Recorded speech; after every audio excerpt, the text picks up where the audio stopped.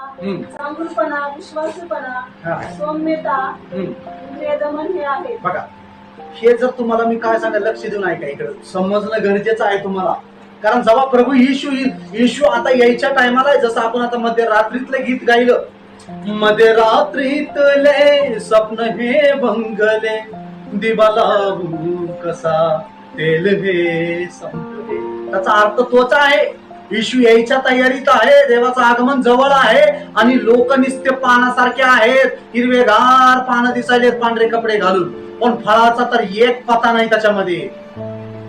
प्रेम नाही, आनंद नाही, ऐका, आनंद, शांती नाही, समाधान नाही, सहनशीलता नाही, इंद्रिय दमन नाही. म्हणा हालेलुया. काय नाही? इंद्रिय दमन. इंद्रिय दमन माहितीये तुम्हाला?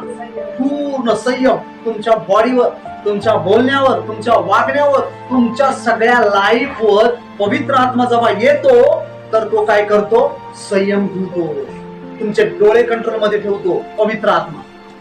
हालेलुया. म्हणजे हे फळं आहेत. मग आपण चेक करायचे की माझ्या अंजिराला प्रभू कधी पण येईल, माझी तयारी आहे का? देवाचं दुसरं आगमन गुप्त मध्ये आहे आणि माझी तयारी आहे का?